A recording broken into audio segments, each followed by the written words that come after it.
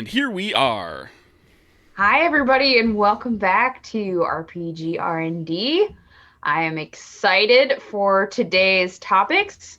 Uh, I am Jess Geyer. I am one of your co-hosts, along with my co-host Craig Campbell, Hello, I'm and our Craig. special our special guest co-host Evan Torner. Hi. And I usually start off by saying, "Hey, Craig, do you want to explain to our audience what RPG R&D is all about?" Sure. And I'm going to change it up and ask Evan real quick.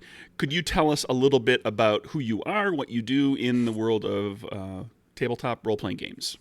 Yeah, sure. I'm Evan Torner, and in my day job, I'm a professor of German and film, but I also teach games, right? Through a thing called the UC Game Lab, which is a collection of materials and events and various cool things that we do at University of Cincinnati. And I've been in the tabletop space since 1991, so I guess 30 years. But I started running at conventions in junior high. I adapted a red wall, the old Brian Jakes red wall to GURPS, and I was like, again, 13, 14 at the time, and ran it for a bunch of 30-year-olds, and they seemed to have a good time, and I kept getting invited back. So I was sort of hooked in the convention scene very, very early on, and that let me become one of the co-founders of Games on Demand, which is an organization that runs various indie games across different conventions. It's kind of our way of hacking large conventions so we can make our small convention within a large convention. We were running LARPs that were frustratingly too unwieldy in 2014 at Gen Con, and so we created the Golden Cobra Challenge. Jason Morningstar, Strix Beltran, Kat Jones, Emily Boss, and myself. So we sort of said we need a design space that's going to make these smaller LARPs happen. So we invented the Golden Cobra Challenge to address that. Same year, I co-founded a journal called Analog Game Studies, which publishes academic articles on board and RPG games. And again, all of this comes from the fact that I just really like game mastering, and it, in sort of the dev space, I've been really doing published material since 2012, mostly involved with the Danish tabletop convention festival. And so my first scenario, it was called Metropolis. It was based off the German film Metropolis, and I got nominated for some award. Everyone thought it was really weird, but it turned some wheels in the community, and I kept wanting to go back. And I got my first real auto award here. I got my golden penguin right here. I love that. Yeah, That's isn't it great? terrific. You get, it's like the Academy Award for RPGs. So this is for a game I wrote called Save Some Light for Me, which is um, uh, like a polyamorous He-Man kind of game is how I describe it. But it's very, very, yeah, it's very much my kind of like, gay a treatise on my childhood, and that sort of thing goes over well at festival. I'm really happy to have been a part there in 2019 before everything collapsed in 2020 and everything went online. So that was a real honor to be able to go and be in Denmark before 2020. That's a summary of who I am, right? It is I'm in the academic space. I would say the experimental and indie RPG space, and I like organizing mainly so I can game master, right? Self-serving. Exactly. Yeah. Yeah. I'm sorry, but it really is about getting me players.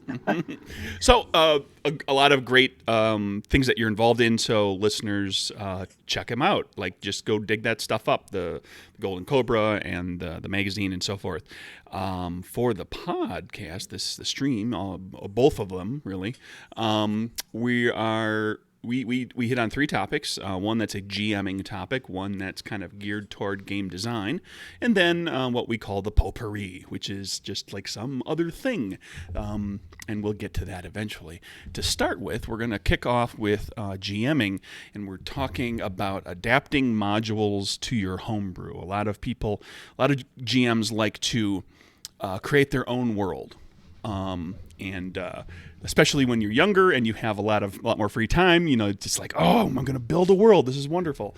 But there's a lot of great material that's out there that's produced for other campaign settings that are, like full book and multi-book sometimes campaign settings, as well as just world building and interesting things that are built for individual adventures or modules. And let's talk a little bit about like what you've done with some of those things in the past, where you've ported them over into games of yours, where you've what kind of pitfalls you've run into. What are some tips on integrating something that's kind of made for something else into your little brainchild? Yeah, this is a great topic, Craig and Jess. I really am happy to talk about this because the old I will and I'll say it's the old Forge theory of system matters is half right, where it does matter that what mechanics you have going on, but actually we do have kind of cultural and even physiological responses to artwork, to certain world building tropes, right? They activate our fantasies and we're just like, I have to be there. But this, these rules say that this thing has 10 hit points, right? I mean, and so you're sort of, stuck there with a authoritative source, an RPG book telling you that this thing comes in a package, and how do you separate it from that package? One thing that Avery Alder actually did back in the day was literally hacking games, where you take a bunch of photocopies of games and you just, with scissors, you cut them apart and paste them. And so, do you like an piece of artwork over here? Well, just cut it out and put it in your game, right? I mean, literally cutting and pasting games. But in practical terms, most of our world building comes from us, kit bashing various things that we like of various genres all together, and then say, okay, well, what's the biology of this place? We often aren't starting with bacteria and plants. We're often starting with, okay, we need a cool mountain that has like a bridge across it. I'm thinking like Shadows of the Colossus, right? A long lonely bridge where you can ride your horse dramatically across. Well, where does that come from, right? Does that really come from you're building a world, or are you building a bridge that you'd really like to cross? Mm-hmm. and that's that. So I think first of all is being really honest about yourself. What is the appeal of this thing, and does it matter that it has any kind of narrative or world building coherence? And then second, how much of the stats in a specific system tell a story about this thing, and how much of that story you want to accept or ignore. With Save Some Light for me, for example, like I said, it was my sort of He-Man setting, but mostly the characters are all ridiculous, right? So you've got like a unicorn who's also riding on top of a unicorn. You've got an asexual cuddle wolf he's just a wolf guy who likes cuddling. Or sorry, I shouldn't say he. They're all non-binary characters. We have Johnny Comet, who is this really mysterious figure with a mysterious past, and that's literally like on their character sheet, a mysterious figure. You like, but part of your job is just being mysterious, right? So but a lot of that material came from me looking at action figures and whatnot and trying to like defranchise my action figures, right? So I've got all these Teenage Mutant Ninja Turtles, and they look like Teenage Mutant Ninja Turtles. How can I make them something else, have different names, come from different worlds, right? How can I take these pieces of plastic and make them my own? And that's a sort of starting gesture. Is where emotionally do you want these characters or these tropes or these something to go in your RPG, and how much is it already possessed by this limiting thing, which is someone else's book, someone else's movie, someone else's creation. And because because ideas are cheap and implementation is expensive. I want everybody to know that, if someone says, "Oh, they stole my idea," I'm like, "Yeah, okay, adaptation happens all the time, whatever." How does your thing look? What is your implementation or your final product do with that idea, right? That's really the spark. So if you have this idea for a campaign world that has a really long bridge in it, go for it. Okay, you've got your long bridge.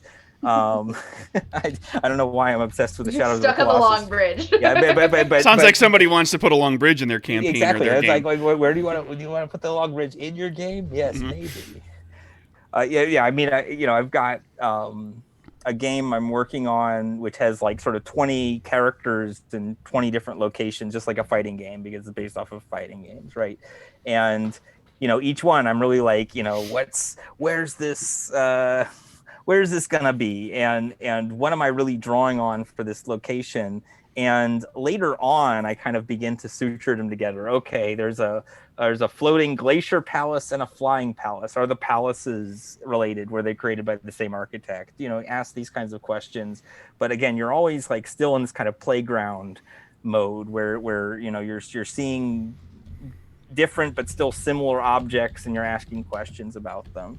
And then eventually you can put mechanics to that. But I think once you've answered some of the major questions about why these elements are there, you're most of the way there in adapting your material to whatever you want. And then the mechanics is like the last leg of the journey rather than the initial leg of the journey. I guess that's my answer. You said it a lot smarter than I would have. So I'm glad that you mentioned Avery Alder because look, one of her games, The Quiet Year, is like she just mentioned, like even I think maybe today or yesterday, that a lot of people adapt it. They take that as a world building game to lead up into a campaign of a different system, and that's even happening with the podcast The Adventure Zone. Right. So like that is something that happens a lot. And you also mentioned like this very playground mentality. I think we all have that experience of taking our action figures or our Barbies or whatever. You have Barbie's name is Barbie. I don't want her to be named Barbie. Yes. She is going to be something else, and she is going to play with my tiny little Esmeralda from the Hunchback of Notre Dame figurine. I'm going to make a story with these characters that, I'm going to make them the way I want them to be. And even like that idea of like, I want the really long bridge in my story. I want the floating palace. There is something so fun about building a world around those fun scenes that you can't do when you're writing like a book. With a book, things, you have to have you have to have a narrative that makes sense, and the coolness factor is secondary to the logic. Whereas when you're playing a game, often that players will often ignore logic if they get to do cool things in cool places. I just think that's a fun thing you can do, and I do it a lot as well. Like I will read a module. I really like Pathfinder modules. I really like their adventure paths. And I have often taken like the first book or two of them and then have just gone completely off the rails of the adventure path. So, and here's some practical advice. So my players feel like they have a stake in the story. I tie in their backgrounds. I tie them to those pre-existing characters, for example, or pre-existing events in the adventure paths.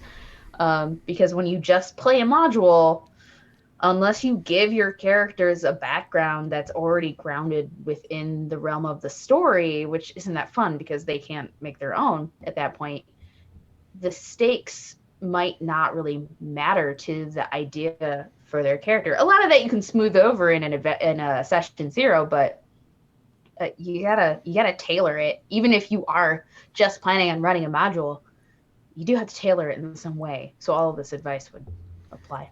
Yeah, I think there is a chemistry between the characters and the objects, and you have to kind of again find that chemistry.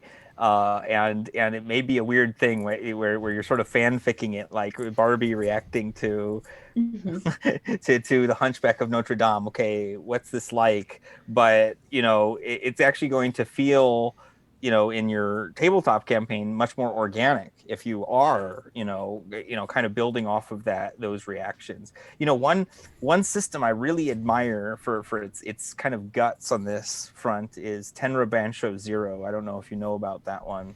It's a Japanese system from the 90s that was brought out by Kododama Heavy Industries maybe a decade ago or so. And they actually have a table that when an NPC shows up, you have a table to tell you how you react to the NPC, or like your initial impression of that NPC. And I just think that's brilliant. Because it's like you have this involuntary first impression, which means sometimes that's right, and then the GM can double down on that impulse, right? So without any world building happening, you just go from encounter, boom, let's create the chemistry there. But then there's also the subversion effect, which is much better. You have your initial impression of that character, but just like a good anime, you get in the layers of that character and discover they're much deeper than that first impression, and that's satisfying, right? But it's kind of weird to say, well, okay, this game is now going to tell you how your character feels about this world element. But I'm increasingly of the opinion, and I've written things like this as well, that this telling players explicitly, here is the thing, and we want this sort of emotional reaction, so find a way to have that emotional reaction, is actually better than trying to trick them into having an emotional reaction. Okay, what I've done you're muted. Oh.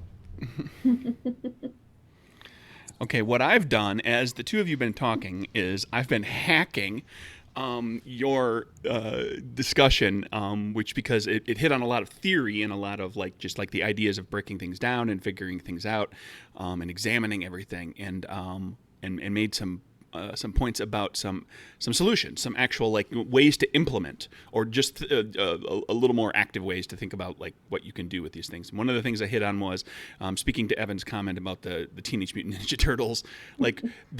You can reskin the superficial. So to speak to an adventure, if you wanted to, if you love the Tomb of Horrors, the classic meat grinder character killer from D&D's past, you can have that thing happen, and there's a certain segment of the gaming population that has played it. There's certain ones that know about certain rooms and certain aspects of the tomb. So maybe you get rid of some of the things like the demon mouth that you put your hand in. Everybody kind of knows about that one. Don't use Acererak, the demi-lich. Have something else be kind of behind everything. Maybe don't have exactly 3 entrances with 2 of them being false character killers. Do something a little differently for getting into the tomb. But then you can still use a lot of what's in the tomb because you've taken the superficial, recognizable parts and turned them into something else. And you're left with all the really great guts of these other things that just don't have the notoriety. The demon that you put your hand in its mouth. And then I kind of looked at it different ways of if you've got a whole, you could take the thing and just drop it in wholesale. There's nothing that says you can't just have, if your players are going to go along with it, there's nothing that says you can't have this cool NPC from an adventure module get dropped right into the story. And the character has the same name and they have more or less the same attributes and capabilities. It just maybe for a different system, if that's what you're doing. Because it's, you're dealing with role-playing games, and it's fantasy and it's science fiction and it's all fake, phony baloney made up. What's to say there isn't another, oh God, I'm going to say it, Driz Duorden in some other world, if that's the character that you really want to see played, brought in as an NPC to kind of spark the players into doing something, if the players if that's going to get them moving and get them excited about something. You can also take the object or the component from the adventure or other world and kind of find a way to fit it into your world's history. Morph it and stuff so that it hits the geography or the politics of the game that you've created. You can have this, if you've got a module that has this mystical floating castle, like, well, is that castle part of, is there a kingdom in your realm, in your world, that would be appropriate to have a floating castle, a kingdom of high magic, or a kingdom that, perhaps in its history has had its castle laid siege to many times, and they finally said enough of that noise, and they made their castle float. And so you can just kind of, give it a reason to exist in your world. Yeah. And then, just to interject slightly, Final Fantasy always finds a way to include Sid and the airship. Always.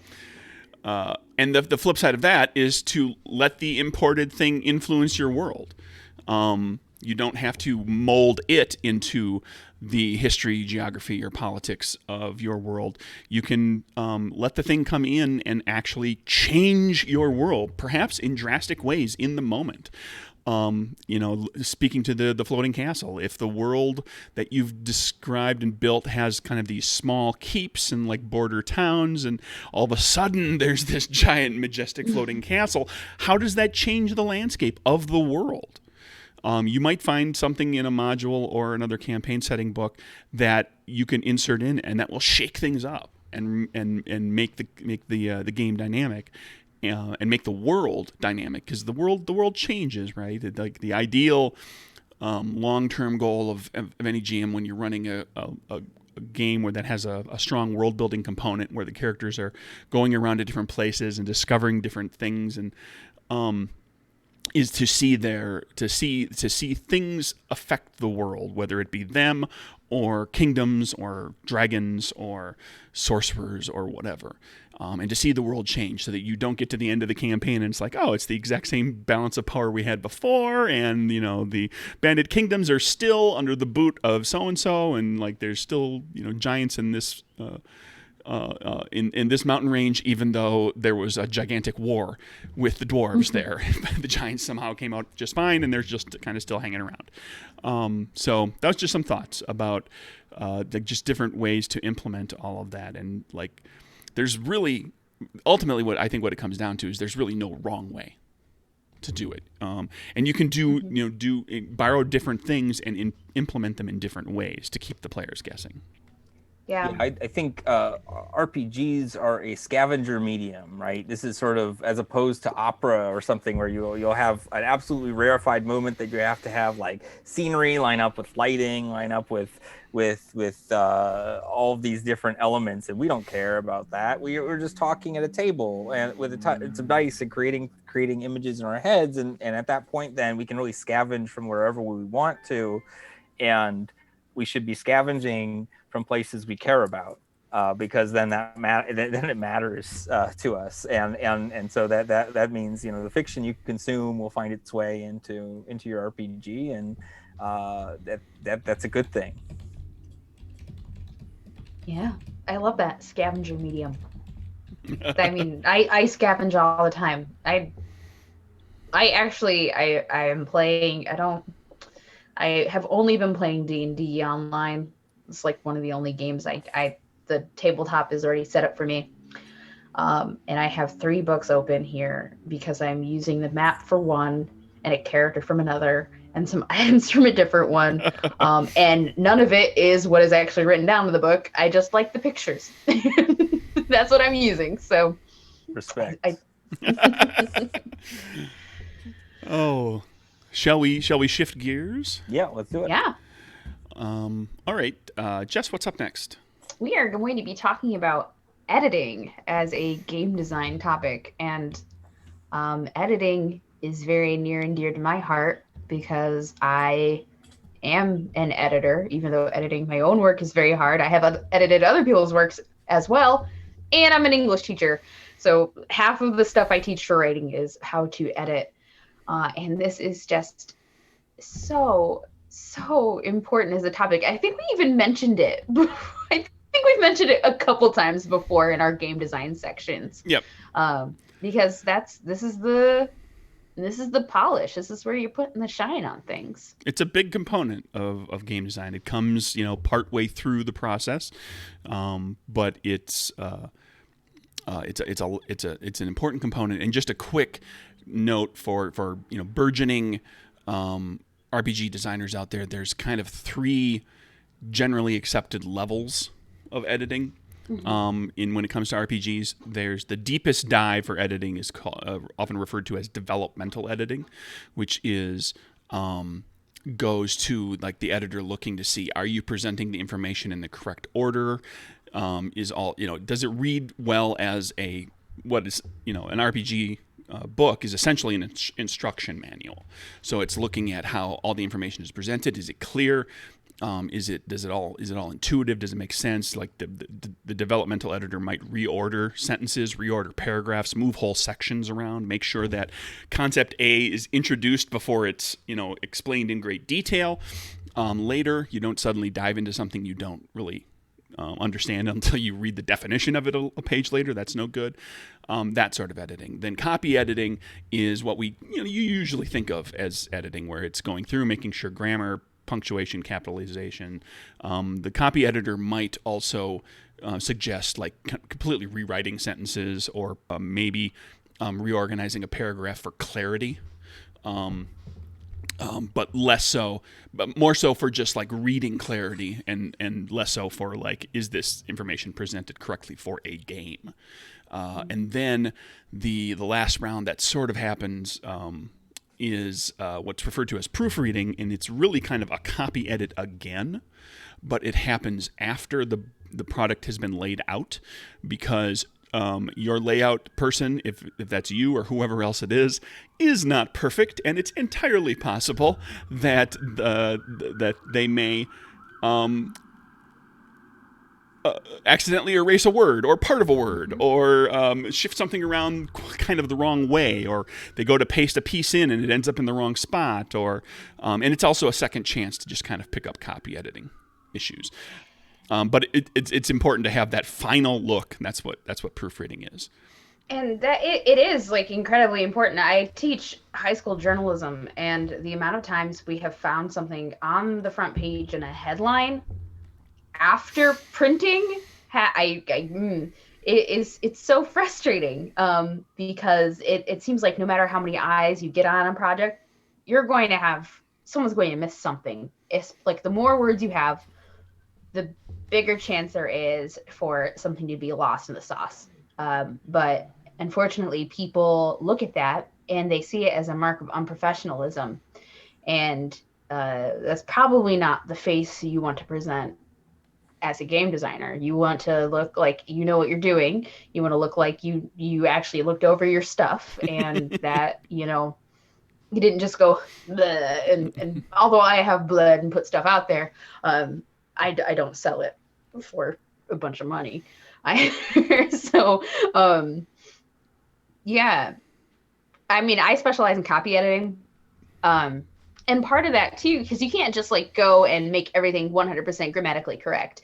Because if you do that, like by Strunk and White or whatever, you might end up, if I did that with Moonpunk and I made everything 100% grammatically correct, and that it would just sound off, because sometimes tone has to go into editing. You have to think about it as a full product, not just in these little bitty words and pieces. What I'm getting at is that you're playing Tetris, and if you mess up one line along the way, you're going to have to do a lot of cleanup later too. I mean, there's a lot going on when it comes to the editing process. I'm going to stop talking about that. Strong feelings. Mm-hmm. I mean, as an English teacher, it's just, ugh. Yeah.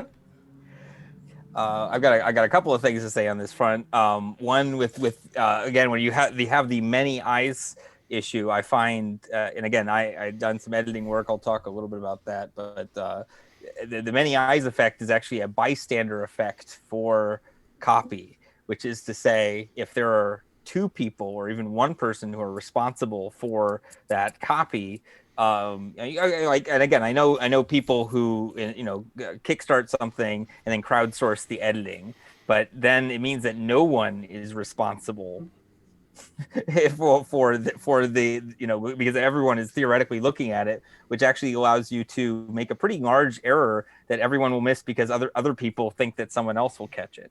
And that's so it's actually good to have a clear, controlled group of people who are editors whose job it is to catch certain mistakes so that they really do honestly comb the text with a fine-tooth comb. But of course, as you already mentioned, the text is rarely final. And that's the issue, right? When you're like, okay, this is the really, really actually final draft. Copy of final copy of. Exactly, on your desktop, and then you know, and maybe you have like comments from other people that are there that you're saving, and then you have this really dense object of text that you're trying to then read as if you're, you know, a naive reader for the first time. Very difficult. So you know, props to all the editors out there who do the fine-tuned reading at the last minute for these publishers who, you know, have already made lots and lots of changes and have given you maybe the final text, but maybe there'll be another final text. My own editing experience was with Vincent Baker's Murderous Ghosts. I used to live in Western Mass, so I would game with Vincent and Meg Baker, and I was one of the playtesters for Murderous Ghosts. I think he paid me like $50 to edit that. And the main thing, I had about 8 or 9 corrections, but the main thing is because that is a forking paths sort of game where it says, okay, if you get this outcome, go to that page. If you get this outcome, go to that page. That was my main job, was to just say, okay, when I go to page 56, is that actually the outcome of that thing? And it was pretty well organized. So the main thing I said, of course, was, you know, Vincent, you have a very weird relationship with capitalization. And years later, he'll come back and make comments to me about this one offhand thing that I said about his capitalization. He's like, how do you like my capitals now? And I'm like, oh, I mean, it was just commenting, but no, I mean, you know, when you're talking about the individual voice, that's what, you know, when you're editing an RPG, you have to preserve the individual voice, the individual style that is clearly the object of the writing, while then letting, you know, again, the naive reader, the person who's just picked up the book, to really effortlessly read the text. And that's the balance.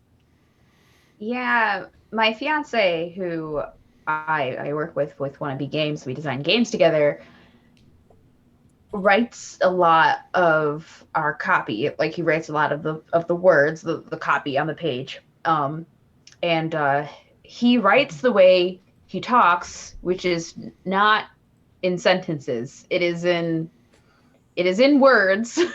And then it's my job often to go back and interpret those words. I'm not saying he's a bad writer. I'm saying that his grammar is a little off and a little confusing sometimes. If you are a kind of writer who, you know, is like that, maybe you know that that's not one of your strengths as a designer, it would really behoove you to hire an editor or to collaborate with somebody and profit share with somebody who does have a better grasp on what you're going for. And when you are doing that, you should sit down with them. Don't just give them the thing and say, here, have at it. Make sure that they know what kind of tone you're going for, what kind of style you're going for, and any other style notes that you have, especially if you have like weird fantasy names or names like that. Really, any names in general, make sure that if they repeat often, you know how you want them to be spelled, so they don't get either smashed up in autocorrect or accidentally changed or make your editor confused. Copy editors typically will charge by word, just like a writer would. Whereas someone who's working on it from I've never used this terminology you used before, Craig, because I've always just done copy and line editing, developmental editor. Right. They'll probably charge by page typically, or like per hour. It depends on like what they're doing. But it's worth it though, because again, you will make your text look better, and you might find out that you accidentally copy and pasted the same paragraph twice, which, you know, if you've been working on this game for days and days and weeks, your brain won't process that. It's old information. Brains don't like old information. They're going to miss it. Yeah, well, Get another set of eyes. and that's you as the writer. Like you fill in the gaps. You won't notice that something is missing because you know the game so well that you fill in the gaps. A note on the tone comment that people were making before too is like I had in Die Laughing, I take a mildly cranky tone with the reader every so often. Like there's like a joke, like because it is intended to be a humorous game. So like the text of the read is kind of like, figure out who goes first. I'm not your mom. Like I do stuff like that. And I had the editor point out like you don't make a snarky comment for like 7 pages. Do you want to add a snarky comment? And so like that sort of thing is handy to know about. Just some other things for you as the writer to keep in mind that can help to make the editor's jobs a little easier. Oh, quick aside too on developmental editing. I know it sounds like you like 3 types of editing, and that gets pretty crazy. Developmental editing is not necessarily required for the entire book. It's most important in the rules and anything that's very complex. Right. You could have the developmental editor take a glance at your setting information and just suggest, like they might say, well, you might want to have the important locations come before the people, because when you describe these people you talk about these locations that they're associated with. Like they may just make a general comment about like rearrange this, but rules, that's where developmental editing kind of lives. I actually you forced me to pull up my heavy metal party LARP Slayer Cakes text because it has such a unique voice. Can we swear on this podcast? Sure. Okay. Yeah. So again, you go past the title page and the first page is "Where am I? WTF is this shit?" and so this is actually the page in which I say things like, here are the inspirations of this game. Here's how much time I take, but I don't deliver that information straight, right? So I say when it says how long will this game last, I say it'll take about 4 hours, maybe 20 minutes of setup time, 30 minutes of like takedown and chill out debriefy time, right? And so I was just like trying to embody this like Jack Black like rocker kind of tone to the point where when we get to the point where it says supplies, right? What do you need to run this LARP? It says, oh shit, you're actually serious about running this thing. Are you? Okay. Right. And so it's a dialogue. And I kind of submitted this to an editor and said, take a look at this. And they made no stylistic change. All of it was like, okay, it's sort of developmental or structural editing as Craig was describing it, where it says, okay, you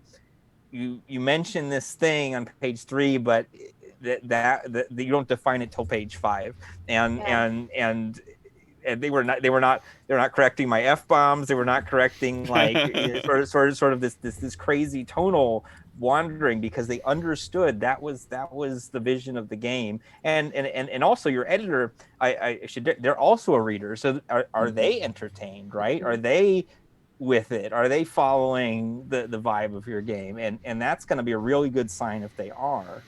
Yeah, and it's so important too. You hit on a really important point, that the engagement of the reader is so important. A lot of these rule books will present their rules as extremely dry, and that even if you're not meaning to, even if you have like the coolest setting and interesting evocative rules, if you're presenting it in a very dry style and tone, and then you do that, and then you do this, and then you add this plus that, and it's all in a 17-line paragraph. Yeah, that just feels like a drone. It just feels like a chore to read. One thing, just a few things that you as a writer can do that will, like, you'll hand over a manuscript that'll be cleaner, and the editor will be a little more impressed with you, and it'll save them time. Is passive voice does not want to be used is a sentence that uses the passive voice. So just try to keep in mind that whenever you're describing something, as much as possible, there are times when passive voice is important, but a lot of times, most of the time, the subject should be doing something, not being acted upon in some way. Read out loud. I've started doing that lately when I'm reading sections especially where it's like there's technical stuff, like where the rule stuff. I'll read it out loud to myself and see how it flows and reads, because like instructions are, the rules are instructions, and the instructions are harder to parse and assimilate into your brain the way it is, just because it's more technical information rather than just like, oh, look at this lovely world. It'll help you figure out that flow too. Reading it out loud will help, because you'll find the choppy bits where like this doesn't transition well, like this, like there needs to be another sentence in here, or maybe this needs to be written differently. I tell my students to read out loud, and if I get writing that I can tell like a bunch of my class hasn't actually read their stuff out loud, I make them record themselves reading it out loud and send it to me. It's evil. Speaking to our topic coming up a little bit later, which will have to do with movies, it's what table reads are for movies. Like they want to hear the actor who's going to be speaking the lines saying the lines, so they know how that actor is going to deliver it, and does it make sense. And so like there might be revisions that take place there because of that. It's part of what the table read is for. Set it aside and come back.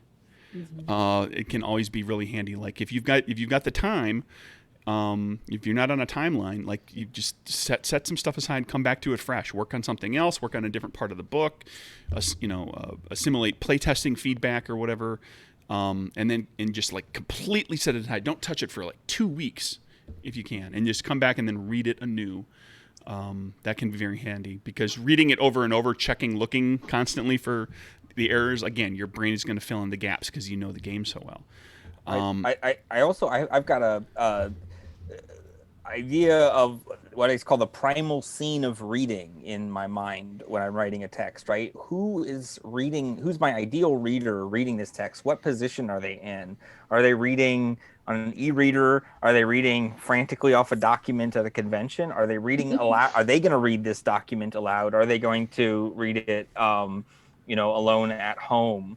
And really, again, it's just sort of like cozy text versus functional text, and really, again, imagine someone, not you, opening up this PDF, or even better, opening up your book, and come up with a few scenarios when they might do that, and imagine that experience, and you begin to, first of all, remove a lot of your words, like period. You realize you don't want this chunky block of gobbledygook there, and so you just start paring things down, because that cozy reader is going to get bored after 7 minutes, or they're going to go up and get another cozy coffee or something like that. But you have to, again, think about the kind of rhythms of reading in almost a biological or cultural sense.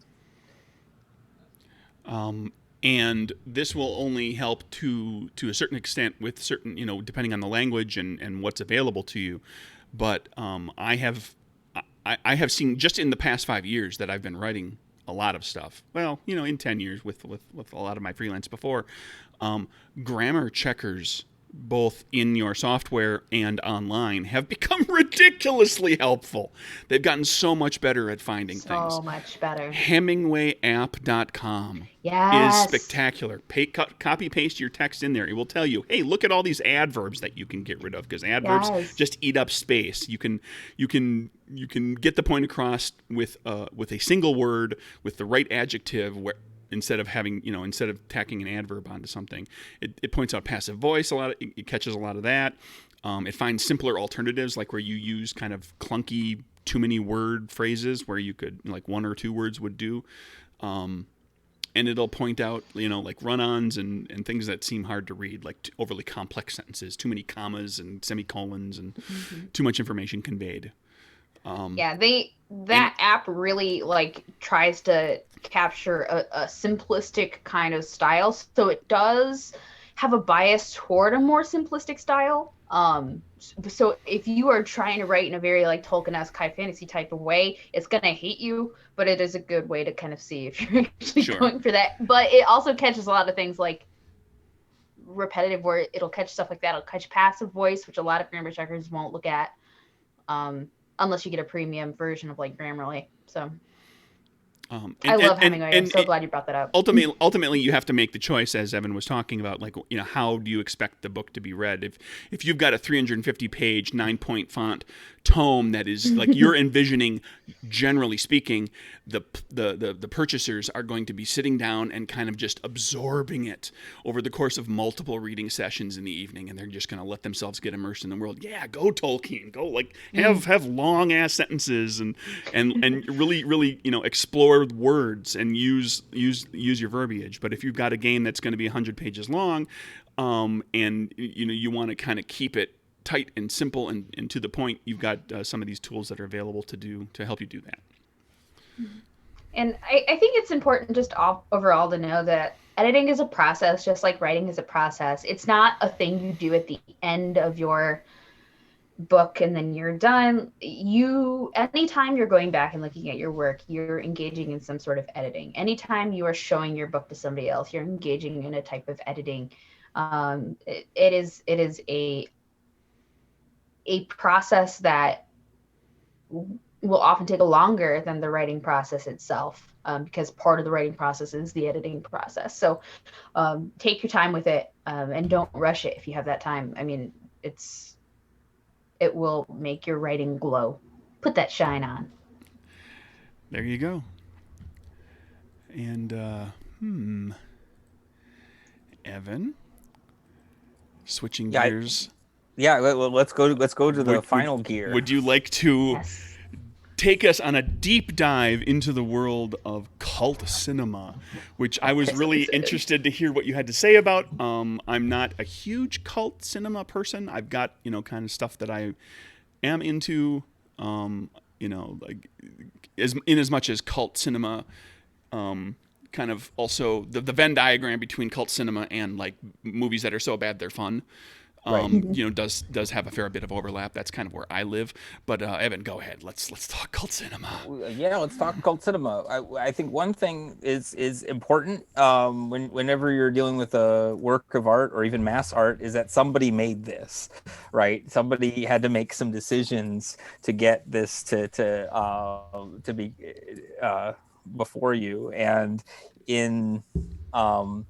that process is messy, often awful, done often in under duress or time constraints and other sorts of equipment constraints. And then finally, of course, the producer or a major distributor says, I don't like X, and there are further changes to be made. So, if you look at 1,000 different film histories, you're going to look at 1,000 different unique stories about how a cultural product emerged from an idea. And with that, you get let's rattle off some favorites. Mono's Hands of Fate. Oh no. One of the worst horror movies ever, contains many scenes of the salesman who's at sort of the center of the plot, moving his briefcase from the house to the car, and then from the car to the house.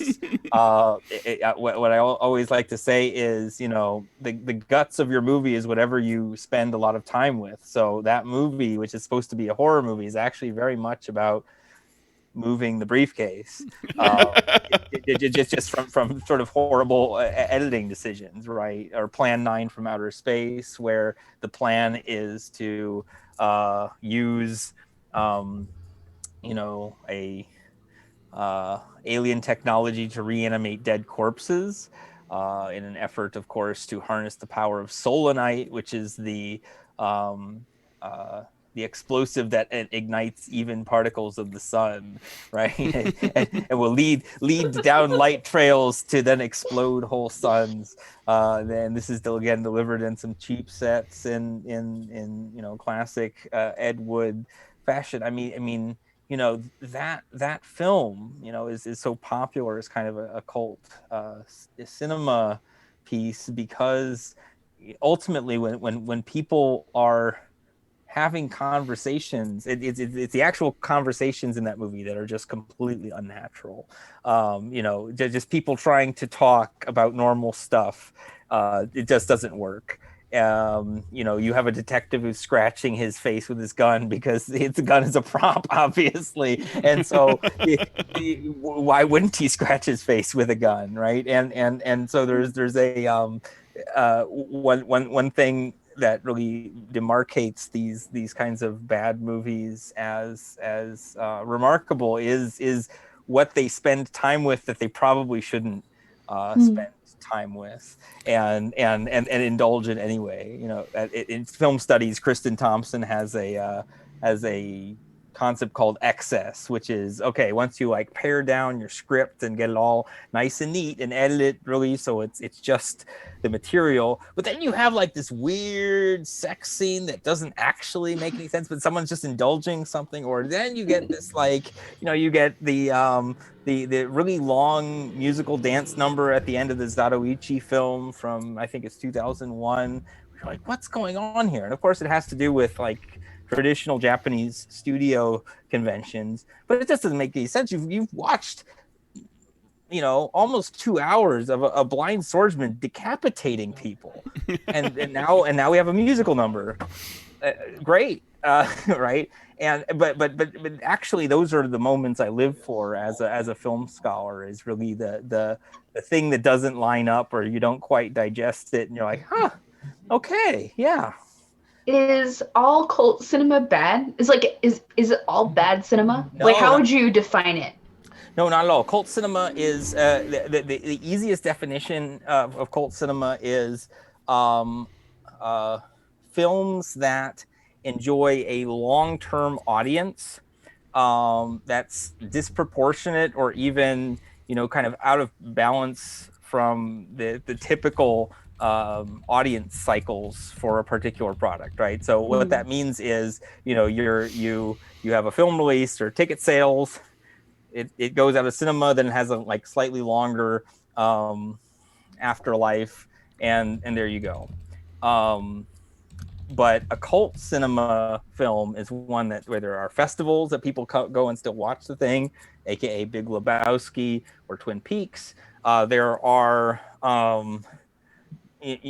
like ranting discussion boards that are like, this thing is so great, oh my gosh. And so oftentimes it's a combination of bad films, because again, if it even makes it to DVD or to streaming and is still pretty awful, it has this this audience rating, right? People are still watching this. Why are they watching this thing that's bad? Or why are they watching this thing that is just historically irrelevant? So, and I was going to say, I study communist cinema, right? And communist cinema is all cult cinema now because none of that exists anymore, right? So what do we do with that? Craig? Speaking of that thing, just a great example of a movie that is beloved and everybody kind of agrees now is really a great movie, but was a gigantic box office bomb, was The Thing. John Carpenter's The absolutely. Thing. Yeah. Great example. It came out right after E.T., and so here's another alien movie, and everybody said, oh, wonderful, I'll go see another movie about an alien. And they were like, what's going on? And the critics just crushed it. And the thing floundered in obscurity for many years until it kind of found a second life on VHS and became and now it's, I would argue, certainly you can call it cult classic, but I think there's plenty of people that wouldn't even think of it as being a cult classic anymore, because it's just considered by a lot of horror aficionados in particular, and film historians and film making historians, as being a pivotal movie in terms of special effects and some of the things that it did do incredibly well. Yeah, even though the story is thin. Also that year, Tron is the other one. Disney's Tron was supposed to be again this and again it had all these boundary breaking computer generated imagery sequences. They had to fill up multiple trailer trucks filled with match drawings in order to do some of these special effects. Wild experimentation. Absolutely flopped at the box office. So much so that it took 3 decades to see a sequel.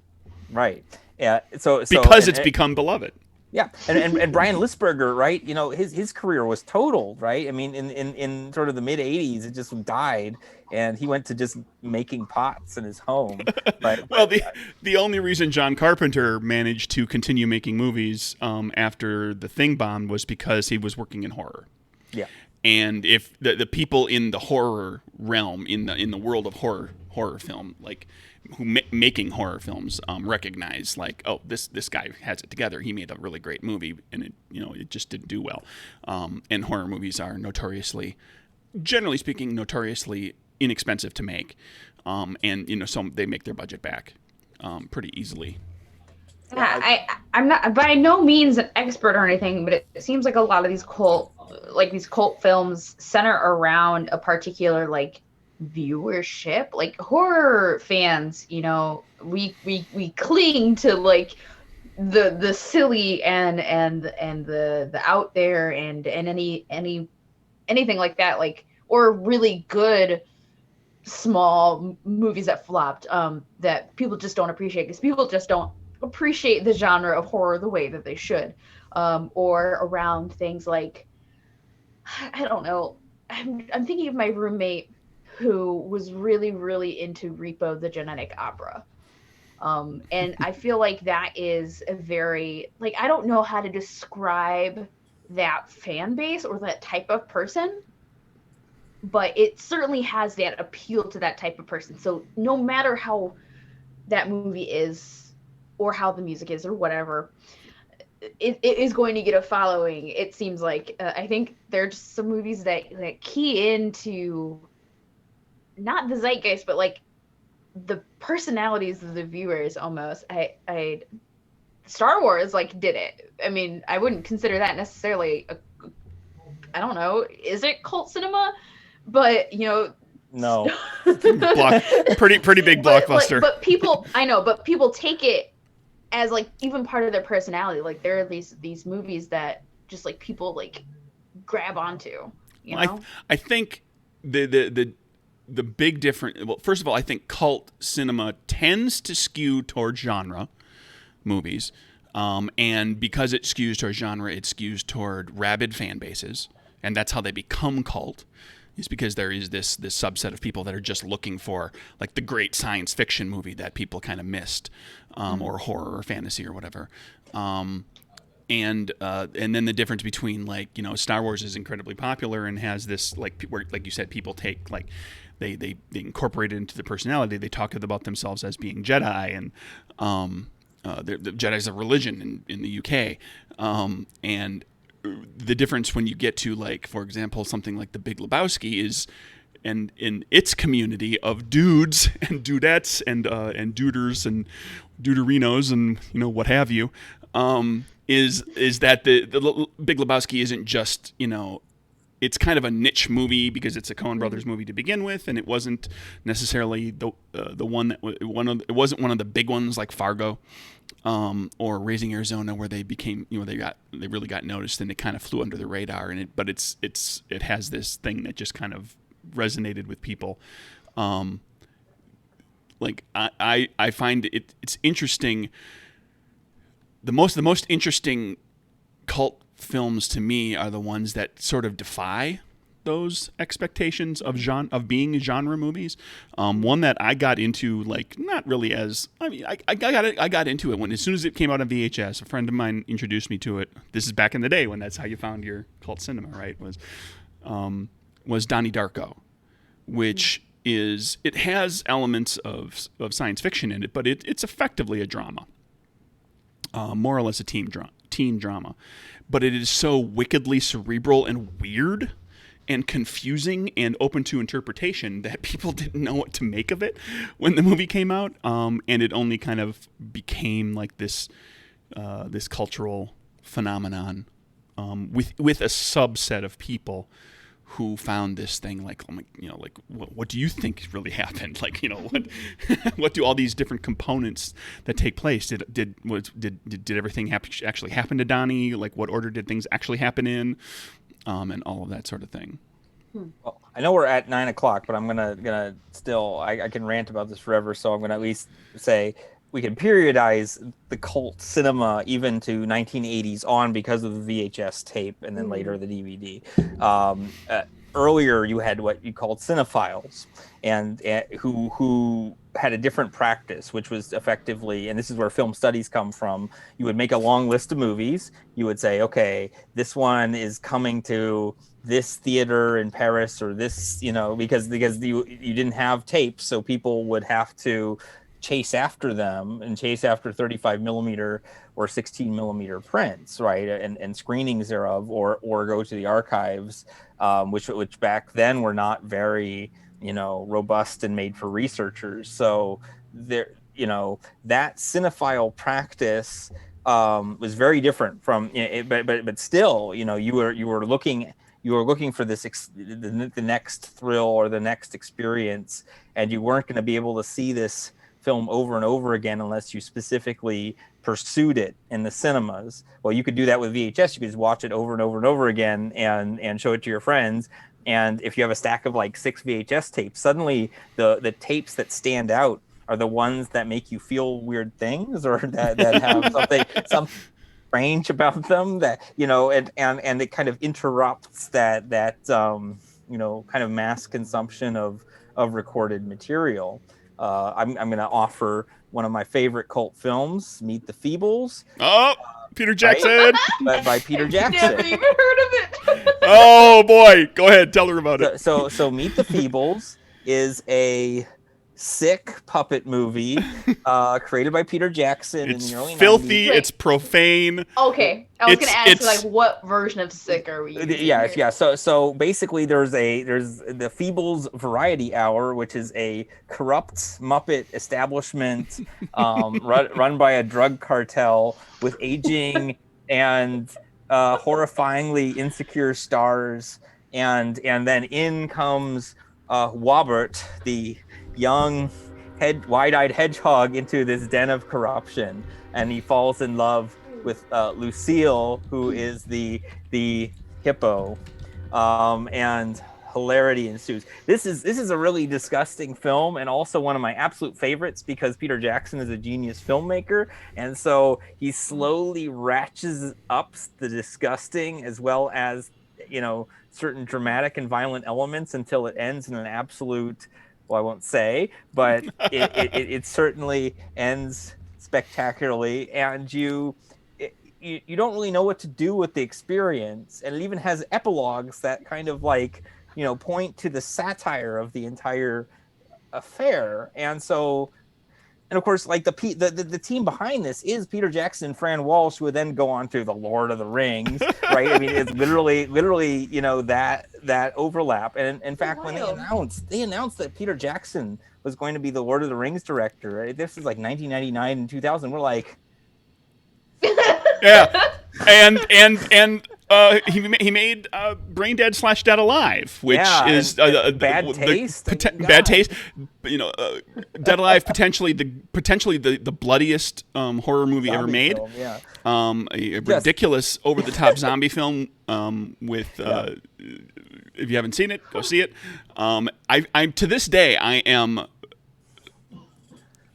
thrilled that the guy who made Bad Taste, Meet the Feebles, and Dead Alive also made Heavenly Creatures, and that's kind of why we have the Lord of the Rings that we know. If Peter Jackson had continued to make these things that were kind of funded by the New Zealand government and they were just happy to have New Zealand filmmaking, there was a lot of government involvement with getting some of these things made, and he was just making like things that he thought was just fun and silly and passion project and like who cares. But he ultimately, I think made a couple of movies that made people go, oh, okay. He made The Frighteners. The Frighteners, yeah. The Frighteners is good. Right. I like Frighteners. Heavenly Creatures. Frighteners is a great example of a cult movie. It did terribly at the box office. It came out the same year as Independence Day. And so Independence Day hit the theaters and we're like, oh man, they're blowing up the White House. They're blowing up the Empire State Building. Will Smith is punching aliens. And just a few weeks later came this small, like, supernatural mystery thriller with Michael J. Fox. Michael J. Fox talking to a black disco ghost, and we're like, yeah. But man, does that movie sing? It's an absolute thrill to watch to this day. And thank you, Peter Jackson, for making a couple of movies after all the really wacky stuff, because it's it proved to people that this filmmaker has chops, and he and Fran Walsh and can put together a great story. Right. So in any case, I could talk about these things all night, but I definitely encourage people to get into the weeds with lists of cult movies. And I've got actually just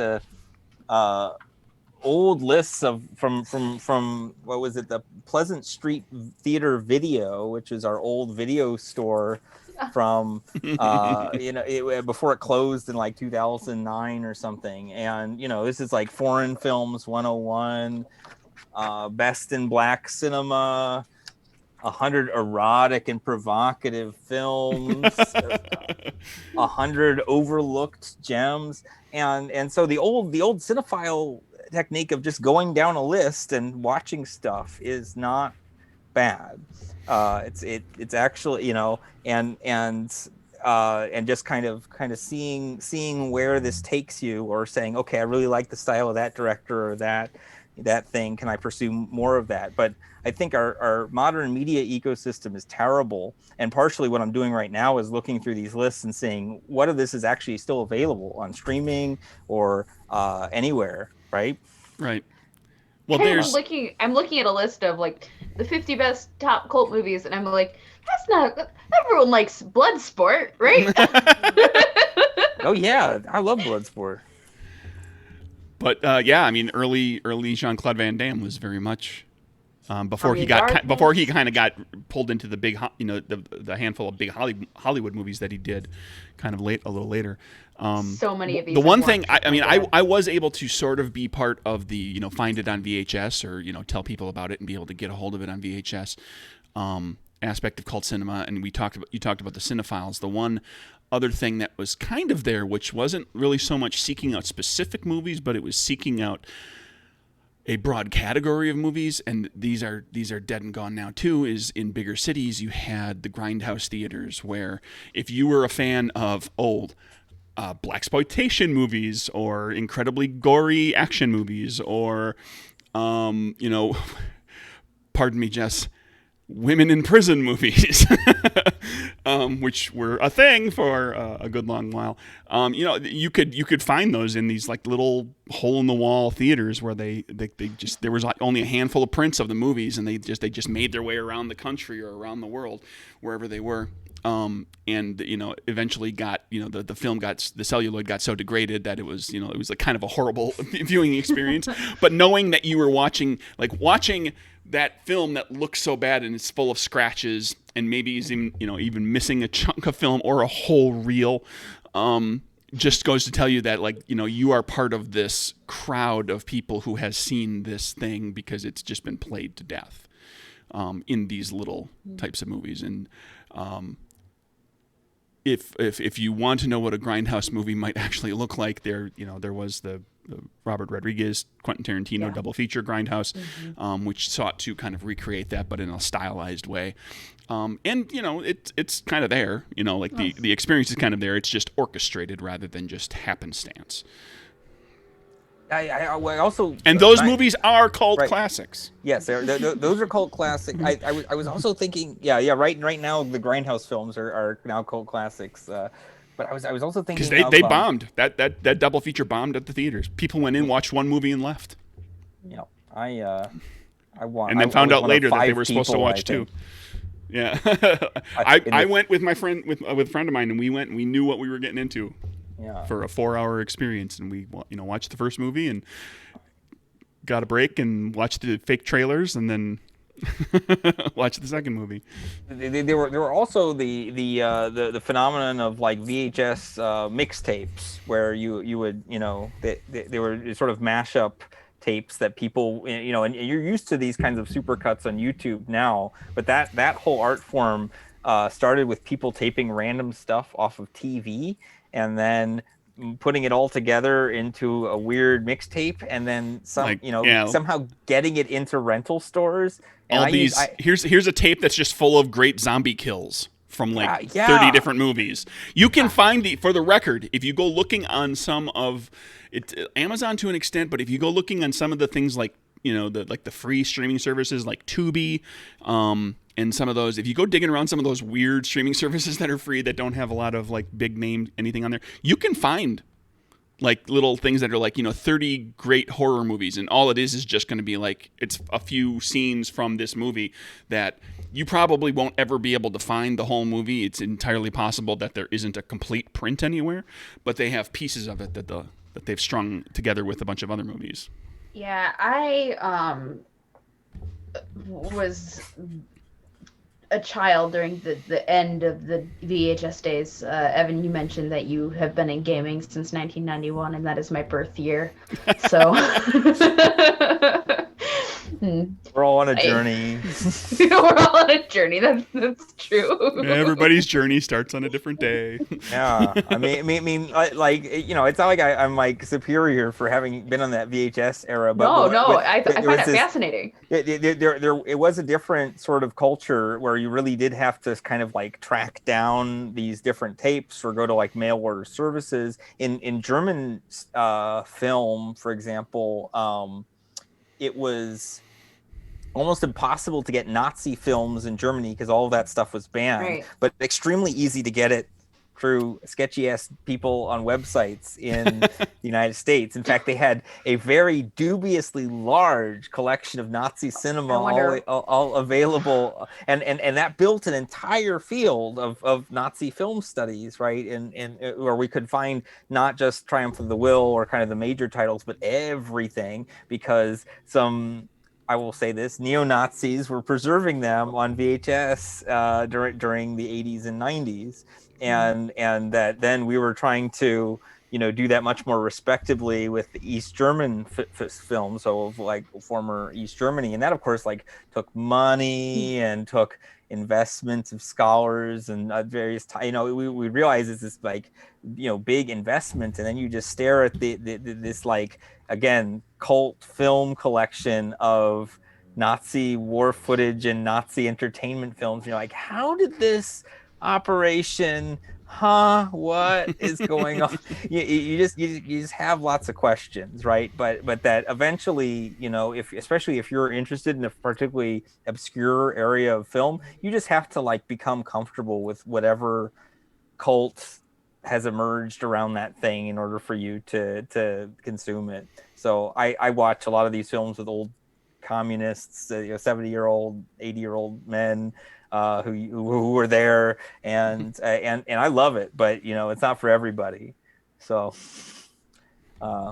yeah, it's and of course you have to kind of straddle between what you believe, what they believe, the history of the period, and all these different other things, and I find that process enjoyable. A lot of my students say, this thing is in black and white. Why would anyone watch it? I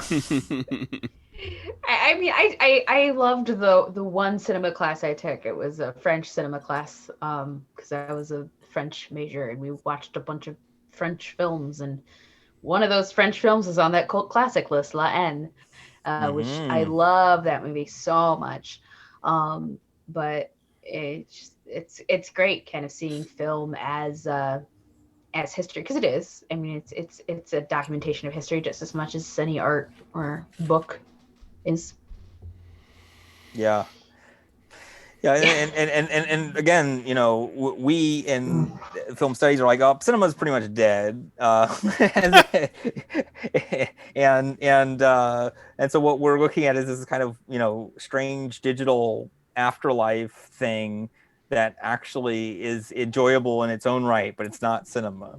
And we're happy to be alive, and we're happy to be part of whatever's going on. We're not going to pretend that things are ever going to go back to the way they were, but we can at least preserve the living memory of the materiality of film and of VHS, and remind people that things can or have been different in the past.